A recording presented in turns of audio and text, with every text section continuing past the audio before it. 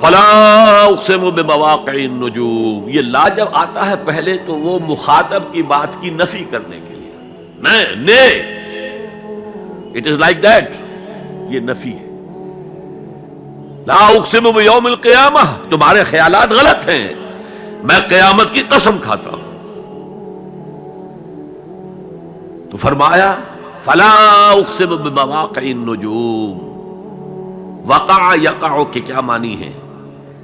اور یہ سورت کون سی؟ واقعہ، اذا وقعت الواقعہ، وقع گر جانا، پڑ جانا، یہ ستاروں کے ڈوبنے کی جگہ ہے۔ فلا اقسم بمواقع النجوم وانه لقسم لو تعلمون عظیم، اور اگر تم جانو تو یہ بہت بڑی قسم ہے جو ہم نے کھائی ہے۔ اس وقت کا انسان کیا سمجھتا کہ ستارے کہاں جاتے ہیں، کہاں غروب ہوتے ہیں، کہاں گرتے ہیں؟ آج ہمیں معلوم ہے۔ سورہ حامیم سجدہ میں جو کہا گیا ہے سنریہم آیاتنا فی الآفاق وفی انفسہم حتی یتبین لہم انہ الحق، ہم انہیں اپنی نشانیاں دکھائیں گے آفاق و انفس میں، یہاں تک کہ یہ بات واضح ہو جائے گی کہ قرآن حق ہے۔ آج ہمیں معلوم ہے خلا میں بلیک ہولز ہیں، اور یہ بلیک ہولز بڑے بڑے ستاروں کے پچکنے سے، پچک جانے سے پیدا ہوئے،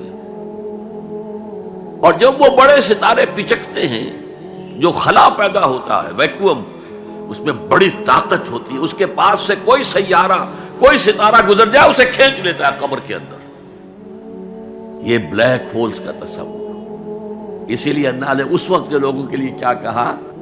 فلا اقسم بمواقع النجوم وانه لقسم لو تعلمون عظیم، انه لقرآن کریم، یہ بہت باعزت قرآن ہے، فی کتاب مکنون، ایک چھپی ہوئی کتاب میں ہے، لا یمسہ الا المطہرون، اسے چھو ہی نہیں سکتے مگر انتہائی پاک ہستیاں۔ اس کے کیا معنی ہے؟ پہلی بات تو ہمیں معلوم ہو گئی، مراد فرشتے ہیں، بے ایدی سفرۃ کرام بررہ، اسی کی شرح ہو رہی ہے نا۔ اسی سے ایک فقہی مسئلہ نکالا گیا کہ بغیر وضو کے ہاتھ نہ لگاؤ، لیکن اس کا اصل مفہوم کیا ہے وہ سمجھیے۔ قرآن کی روح تک کوئی نہیں پہنچ سکتا جب تک کہ تزکیہ نفس نہ ہو گیا۔ اگر حب مال، حب دنیا، حب جاہ، حب شہرت، اگر یہ تمام محبت میں دل سے نکل نہ جائیں تو قرآن کی روح تک آپ کی اپروچ نہیں ہوگی۔ مولانا روم نے کہا ہے، اگرچہ ذرا میں سمجھتا ہوں کہ انہوں نے بہت سخت الفاظ استعمال کیے ہیں، ماز قرآن مغزہا برداشتے استخاں پیش سگا انداختے، ہم نے قرآن سے اس کا مغز لے لیا ہے، جو ایسنس سے وہ کھینچ لیا ہے، ہڈی کا گودا جو ہے وہ ہم نے نکال لیا ہے، ہڈیاں ہم نے پھینک دی ہیں کتوں کے سامنے جو لڑ رہے ہیں۔ علم کلام کا مسئلہ ہے صفات حق حق سے جدا یا عین ذات، قرآن مخلوق ہے یا نہیں ہے، غیر مخلوق، اور بڑے بڑے ہو رہے ہیں اس کے اوپر، یہ کتے لڑ رہے ہیں ان ہڈیوں کے اوپر۔ ہم نے اس میں سے اصل شے نکال لی، وہ کیا ہے؟ اللہ کی محبت، اللہ کی معرفت، یہ ہے اصل شے۔ معاذ قرآن مغزہ برداشتے استخاں پیش سگا انداختے۔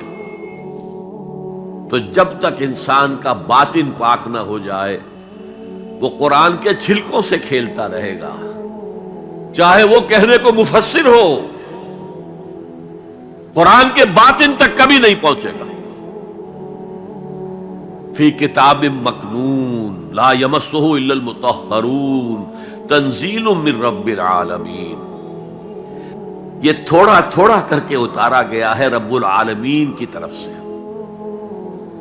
انزال کے معنی ہے دفعتاً اتار دینا۔ لیلۃ القدر میں آیا انا انزلناہ فی لیلۃ القدر،